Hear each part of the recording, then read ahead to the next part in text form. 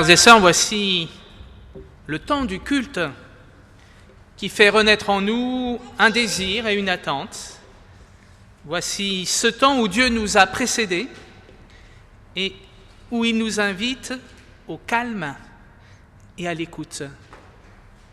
Voici le culte où la parole de Dieu ouvre à nouveau un espace dans nos vies pour accueillir et pour aimer, pour recevoir et pour donner. C'est le temps de la grâce, c'est le temps de la paix en Jésus-Christ ressuscité. Levons-nous pour chanter, invoquer la présence de notre Dieu. Gloire soit au Père, gloire au Fils, gloire au Saint-Esprit.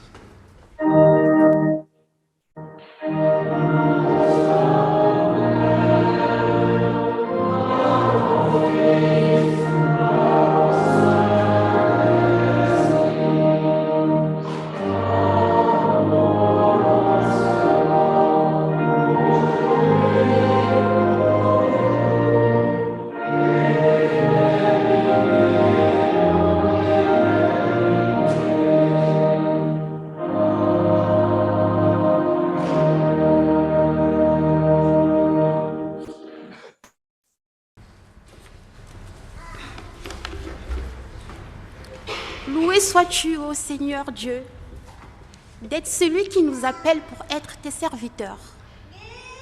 Loué sois-tu, ô Dieu notre Père, de regarder tous les hommes avec pitié et bienveillance et de ne pas être rebuté par nos infidélités, nos difficultés et nos doutes. Loué sois-tu, ô Seigneur Dieu, toi qui chaque jour veux nous faire remonter vivants du gouffre, où nous nous enfonçons par nos fautes et nos refus, et qui jamais ne nous abandonne au désarroi et à la solitude. Béni sois-tu, car tu places le pardon et la résurrection sur nos chemins humains, car avec toi, rien n'est jamais perdu. Amen.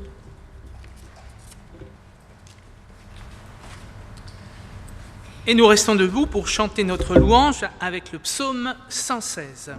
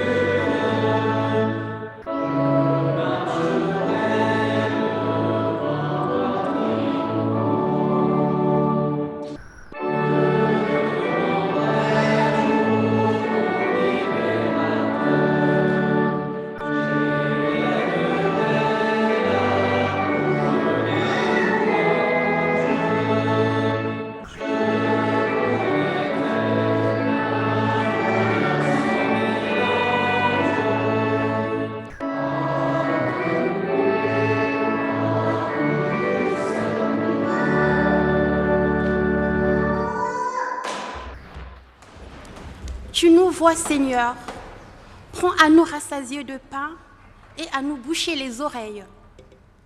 Tu nous vois, Seigneur, prends à te demander miracle pour soulager l'homme, sans qu'il nous en coûte rien. Tu nous vois, Seigneur, prends à convoiter tout pouvoir, tout savoir et tout bien devant les hommes. Sur les chemins de Jésus au désert, délivre-nous de ces tentations en nous comblant de ta parole. Amen.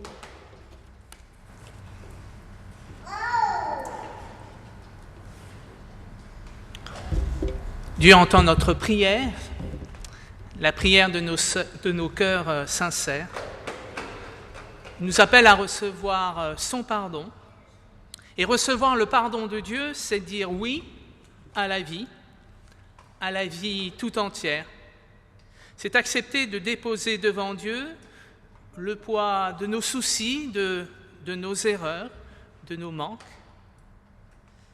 Hier est passé, demain n'est pas encore.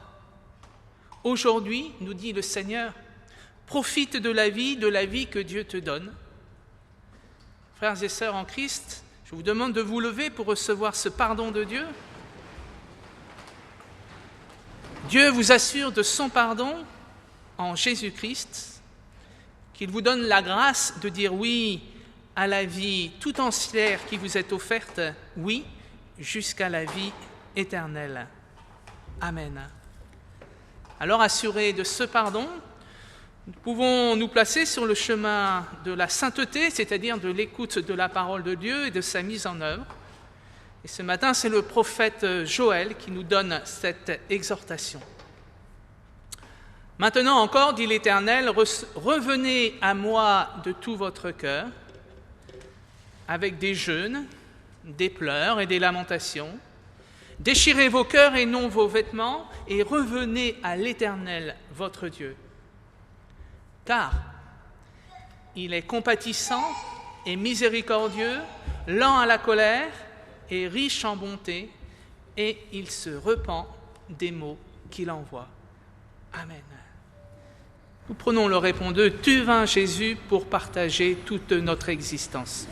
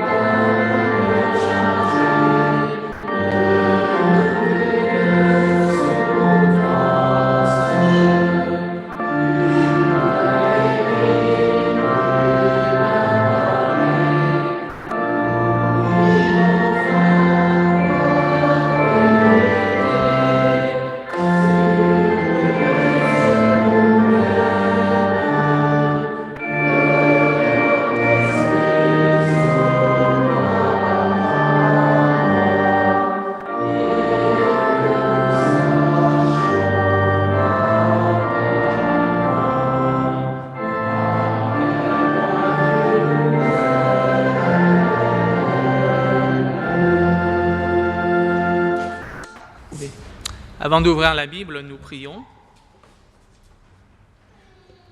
Nous voici, Père, pour ce temps de culte. Nous voici pour écouter ta voix. Nous voici pour être nourris de ta parole.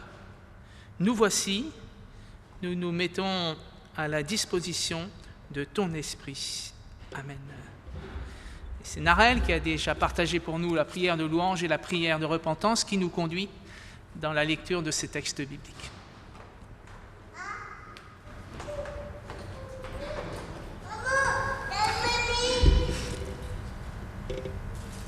Donc nous allons lire les textes bibliques qui s'affichent sur l'écran. Tout d'abord dans le livre de Osée, chapitre 9, le verset 10. J'ai trouvé Israël comme des raisins dans le désert. J'ai vu vos pères comme les premiers fruits d'un figuier. Mais ils sont allés vers Baal-Péor. Ils se sont consacrés à l'infâme idole. Et ils sont devenus abominables comme l'objet de leur amour. Israël était une vigne féconde qui rendait beaucoup de fruits. Plus ses fruits étaient abondants, plus il a multiplié les autels. Plus son pays était prospère, plus il a embelli les statues. Leur cœur est partagé, ils vont en porter la peine. L'Éternel renversera leur autel, détruira leurs statues. Et bientôt ils diront, nous n'avons point de roi, car nous n'avons pas craint l'Éternel. Et le roi, que pourrait-il faire pour nous? Il prononce des paroles vaines, des serments faux. Lorsqu'il conclut une alliance, aussi le châtiment germera comme une plante vénéneuse dans les sillons des champs. Les habitants de Samarie seront consternés au sujet des veaux de Beth-Aven. Le peuple mènera deuil sur l'idole. Et ses prêtres trembleront pour elle, pour sa gloire qui va disparaître du milieu d'eux. Elle sera transportée en Assyrie pour servir de présent au roi Jareb. La confusion saisira Éphraïm et Israël aura honte de ses desseins. Romains chapitre 8, les versets 18 à 23.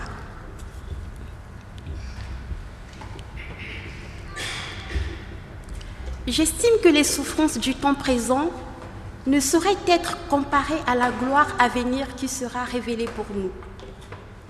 Aussi la création attend d'elle, avec un ardent désir, la révélation des fils de Dieu.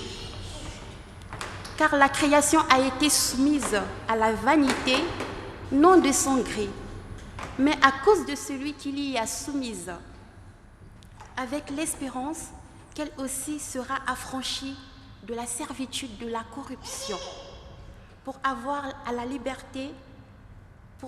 part à la liberté de la gloire des enfants de Dieu. Or, nous savons que, jusqu'à ce jour, la création tout entière soupire et souffre les douleurs de l'enfantement. Et ce n'est pas elle seulement, mais nous aussi qui avons les prémices de l'esprit. Nous soupirons en nous-mêmes en attendant l'adoption, la rédemption de notre Dieu. Amen. Et nous allons lire dans le texte de Luc chapitre 13, les 9 premiers versets.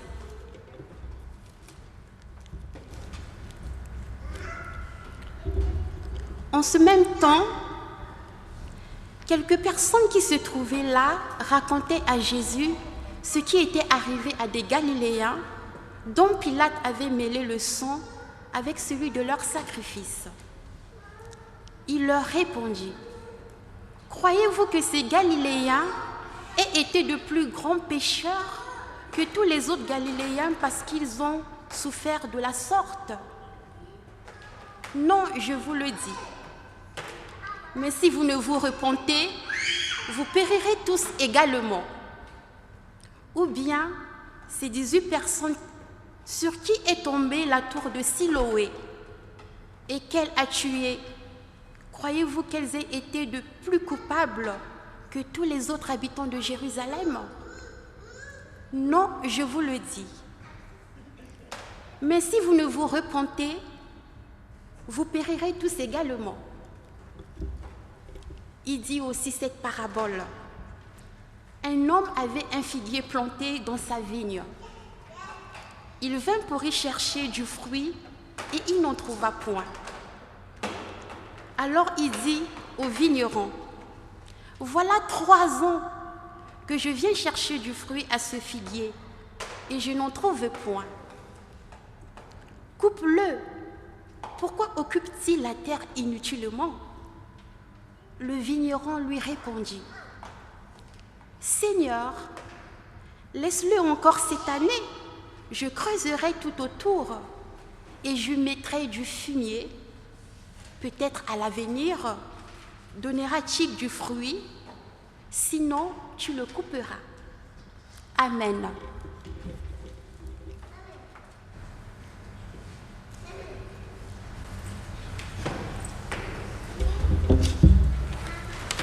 Ô parle-moi Seigneur, ton serviteur écoute, nous chantons. Ô parle-moi Seigneur, ton serviteur.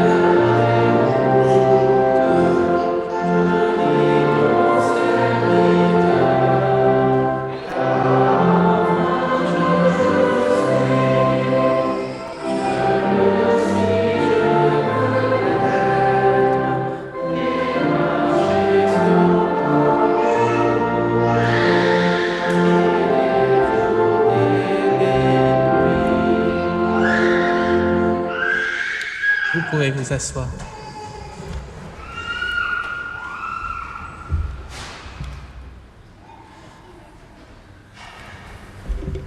Qu'ai-je fait? Et même quelquefois la formulation est ainsi, qu'ai-je fait au bon Dieu?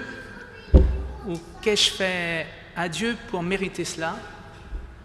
C'est une question peut-être que certains d'entre vous se sont posées ou qu'ils ont entendue de la part d'amis, de compagnons, de frères qui ont subi un drame dans leur vie et donc qui associaient ce drame à, pour une part en tout cas, une volonté divine, voire même, peut-être de manière plus terrible encore, à une punition divine, la conséquence de leur péché, pour employer un grand mot, pour rester dans ce registre de la spiritualité. Qu'ai-je fait à Dieu pour mériter cela?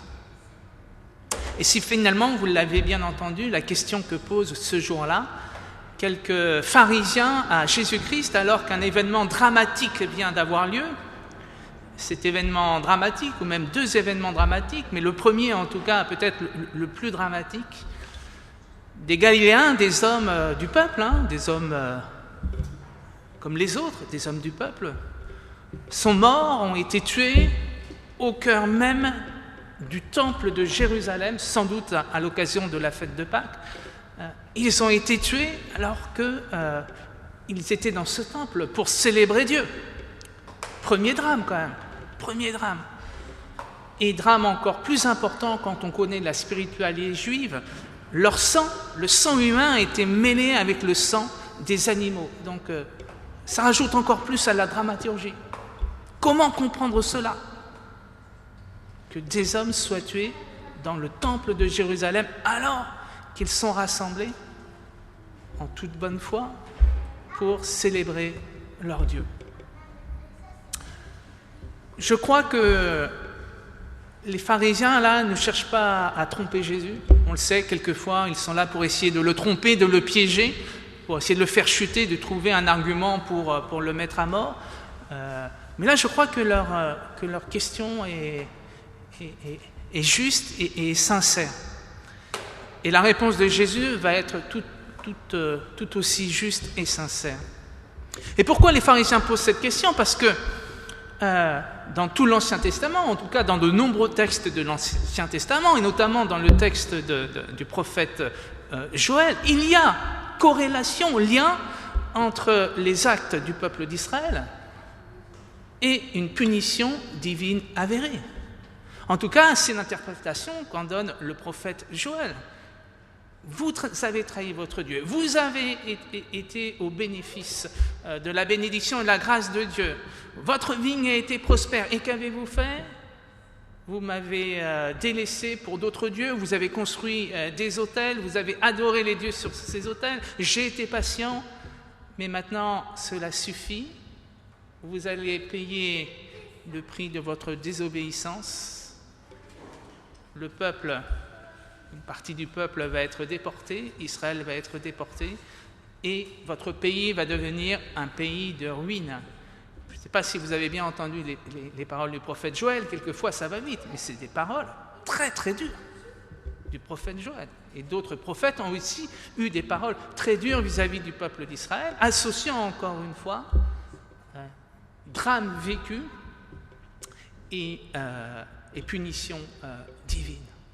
Donc, encore une fois, la question des pharisiens est une question légitime et ils ont, quand ils posent cette question-là à Jésus, tout l'arrière-plan de l'Ancien Testament et toute l'histoire du peuple d'Israël qui a connu, vous le savez sans doute peut-être, deux drames, deux déportations, la destruction du temple. Donc là, ce qui arrive, encore une fois, ce drame de Galiléens tués dans le temple de Jérusalem et cette tour de Siloé qui s'écroule sur des personnes et les tue, c'est vraiment un choc existentiel qui appelle réponse. La réponse de Jésus-Christ est très claire et très limpide. Ces hommes et ces femmes tués dans le temple il n'y avait que des hommes, puisque seuls les hommes pouvaient entrer dans le temple de Jérusalem. Mais ces hommes et ces femmes qui ont été tués par l'écroulement de la tour de Siloé n'étaient pas plus coupables que vous. Ce sont les mots de Jésus-Christ lui-même. Ils n'étaient pas plus coupables que vous. Jésus ne le dit pas, mais je le traduis comme ça. Ils étaient là au mauvais moment, au mauvais endroit. C'est quelque chose que nous avons du mal à comprendre et à accueillir, mais il y a du mal dans ce monde, il y a du malheur qui touche les justes comme les méchants, et cela n'est pas la volonté de Dieu. Il y a un mal que l'humanité doit affronter. L'apôtre Paul le dit d'une autre manière, d'une manière très imagée. Il compare ce monde dans lequel nous vivons, avec ses malheurs, aux douleurs de l'enfantement. Nous sommes encore dans le cadre des douleurs de l'enfantement dans ce monde. Nous avons à affronter des malheurs, nous avons à affronter des despotes, nous avons à affronter l'injustice. Mais cela n'est pas la volonté de Dieu. Nous avons cette espérance que dans ces malheurs à affronter, que quelquefois dans cette injustice, dans ces drames qui s'abattent sur nous, nous ne sommes pas seuls. Ça, c'est l'espérance des chrétiens.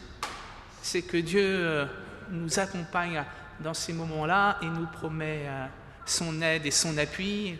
Ce psaume 23 sur lequel j'ai prêché il y a quelques semaines, « Je suis le bon berger qui vous garde et qui vous conduit quand bien même vous traversez la vallée de l'ombre de la mort. » Il n'y a pas de corrélation entre les drames, les malheurs que nous subissons et une quelconque volonté divine en Jésus-Christ. Nous changeons totalement de logiciel, pour le dire comme ça. Nous passons d'un logiciel de l'Ancien Testament, de lien, de cause à effet entre nos actes et une bénédiction divine, à la prédication du Christ qui lui-même a été victime du mal, le premier, qui lui-même a été victime du mal, à cette prédication que Dieu nous fait grâce et nous accompagne dans nos moments de malheur. Voilà la bonne nouvelle qui surgit du texte de l'Évangile ce matin.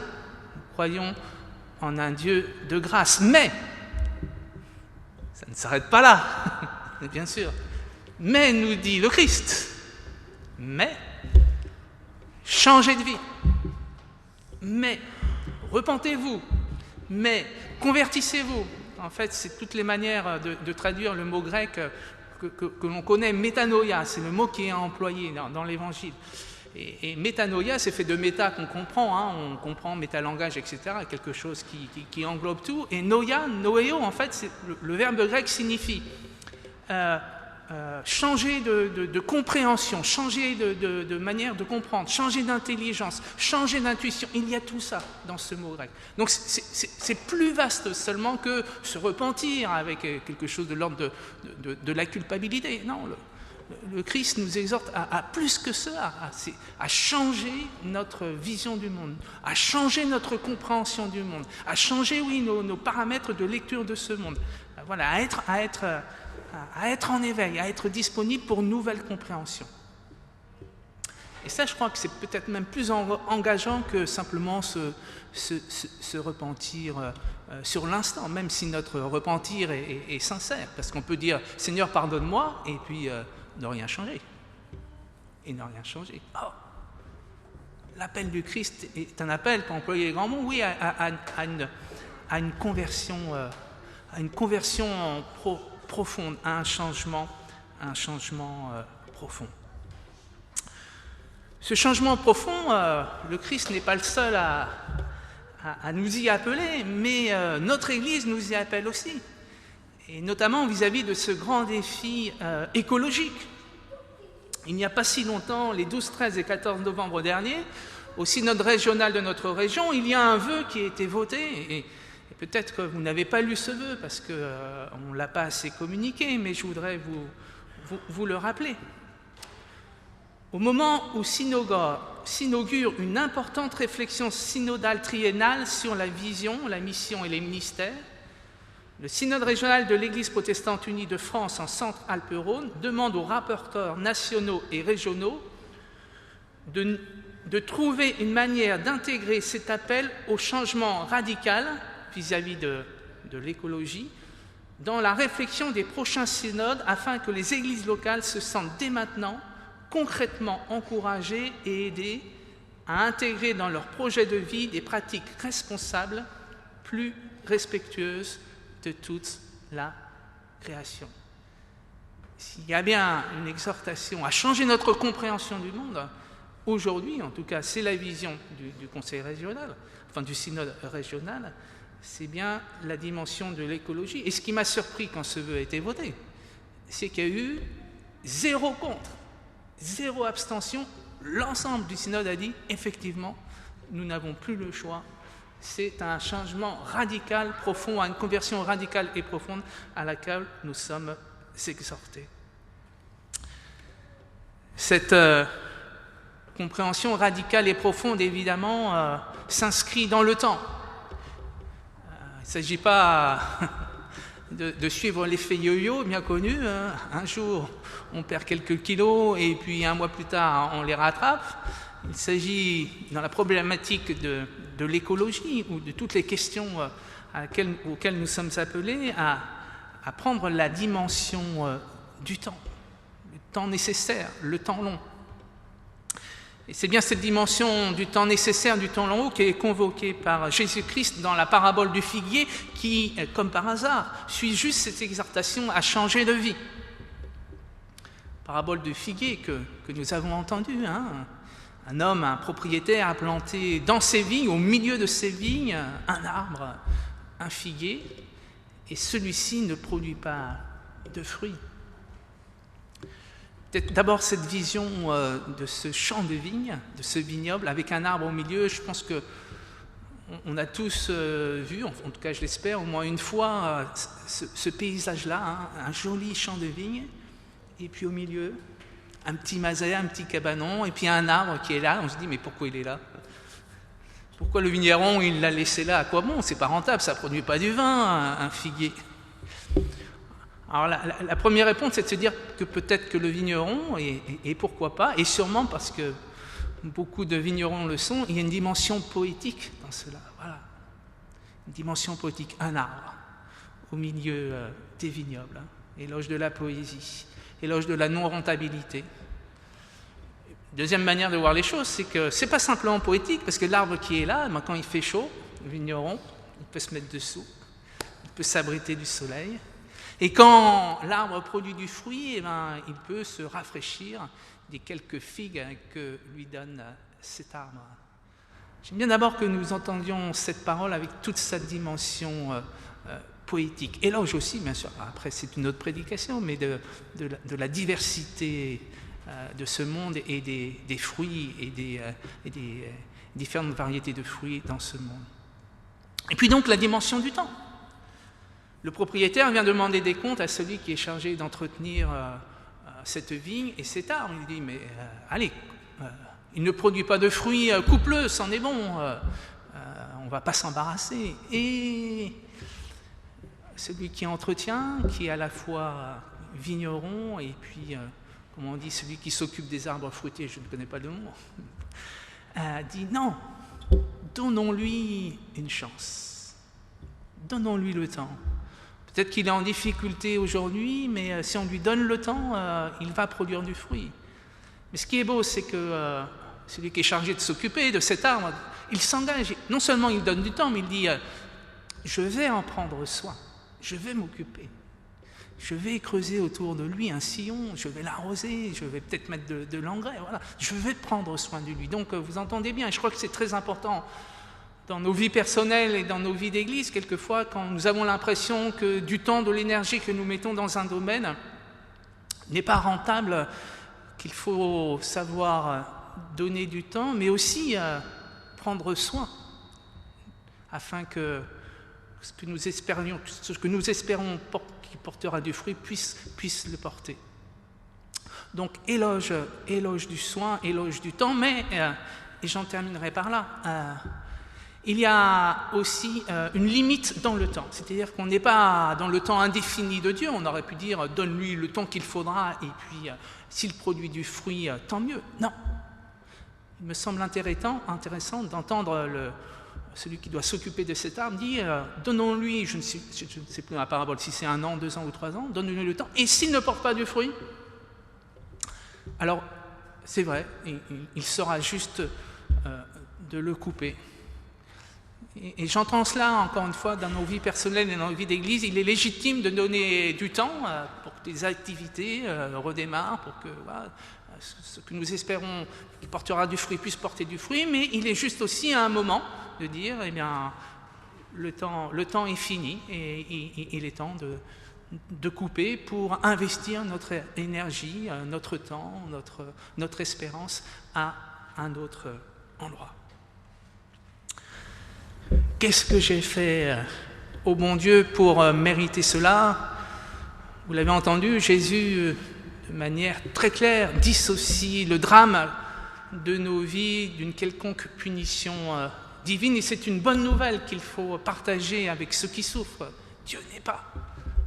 Le Dieu de Jésus-Christ n'est pas un Dieu de la punition, mais il nous exhorte à prendre la liberté des enfants de Dieu pour agir de manière renouvelée dans les différents domaines qui nous sont confiés.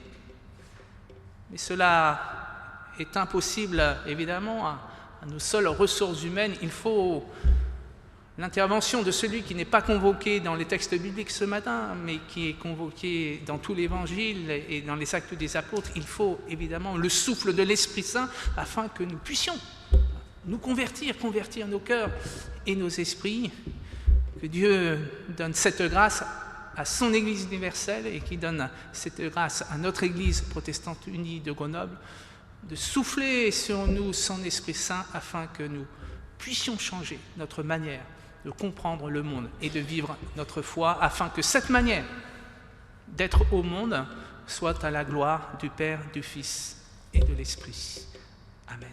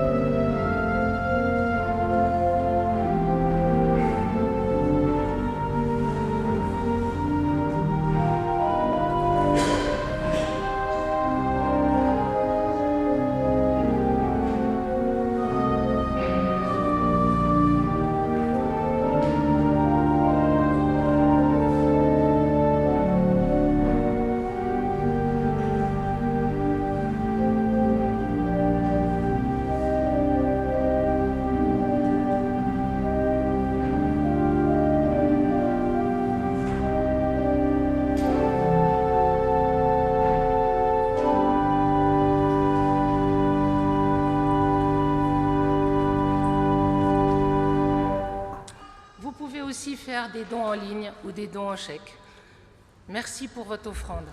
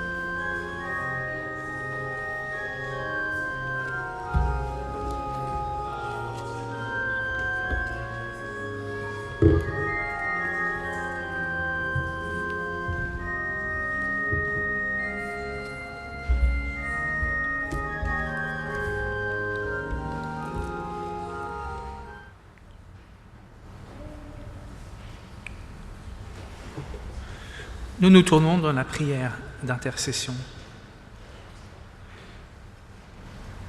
Seigneur Jésus, tu es venu révéler l'amour et la miséricorde du Père, Merci pour les paroles de l'Évangile ce matin qui nous disent que tu nous accompagnes dans le malheur quelquefois qui nous accable et que ton Père comme le nôtre n'est pas responsable de ce malheur. Nous entendons aussi, Seigneur, cet appel à changer notre vie, changer nos vies, changer notre compréhension du monde. Nous entendons cet appel, mais nous entendons aussi ta promesse de souffler sur nous ton Esprit Saint. Alors, souffle, Seigneur, souffle sur ton Église universelle, souffle sur ton Église de Grenoble. Seigneur, donne aux puissants de ce monde, aux orgueilleux, aux exploiteurs, aux bourreaux, donne la force de regarder ton visage. Donne-leur la force de changer de cœur. Donne-leur la force de demander pardon pour le mal commis. Donne-leur la force et la grâce de revenir sur de justes chemins. Seigneur, bien sûr, ce matin, une nouvelle fois, nous intercédons pour que la guerre cesse en Ukraine. Nous te prions, nous te remettons ce peuple ukrainien victime de la vision hégémonique de son président et de ses proches collaborateurs. Mais Seigneur, nous voulons aussi te prier pour le peuple russe lui-même, lui aussi victime de cette folle politique. Et nous avons une pensée toute particulière pour les jeunes soldats russes plongés dans cette guerre, quelquefois sans même le savoir. Une pensée pour eux. Et bien sûr aussi une pensée pour leur famille. Oui Seigneur, toi qui es le prince de la paix, nous te prions pour la paix. Seigneur, tu es venu pour que nous ayons la vie en plénitude. Appel des prophètes, des serviteurs, qui se lèvent pour dénoncer les injustices, les conditions économiques inhumaines, la barbarie subie par les hommes et les femmes de ce monde. Qu'ils soient témoins d'espérance. Seigneur, nous te prions pour tous les défenseurs des droits de l'homme qui, dans beaucoup de pays, malheureusement, risquent et même donnent leur vie pour annoncer la justice et la vérité. Seigneur, qu'ils sachent que leur combat, que leurs actions, et même quelquefois que leur vie donnée n'est pas vaine, mais qu'elle contribue au témoignage de ton évangile et peut-être même à l'avancée de ton royaume. Dans le secret de nos cœurs, Seigneur, nous te confions ceux qui ont besoin du soutien de notre prière, parce qu'ils traversent un drame terrible, parce que nous le sentons, ils ont besoin, eux aussi comme nous, de changer de vie.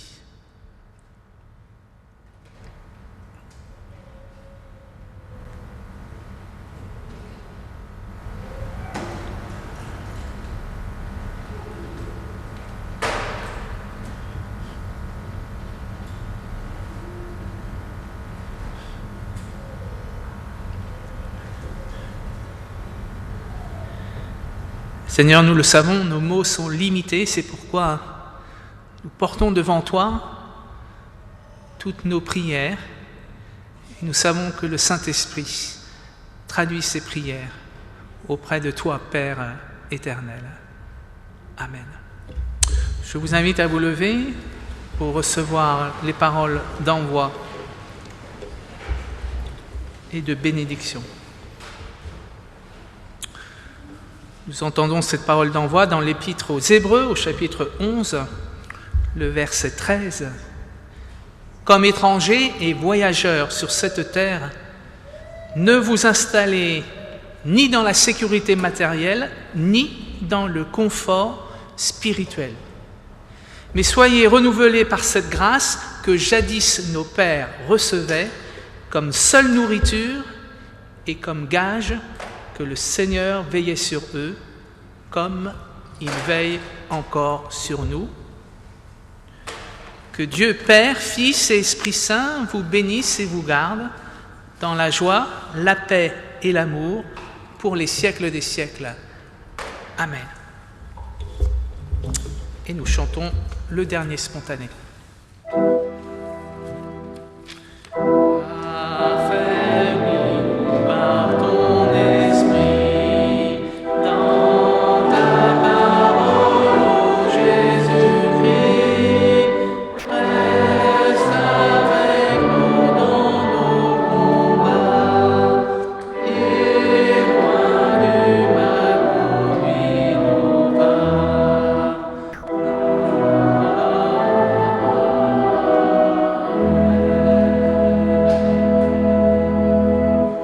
Bon dimanche à tous.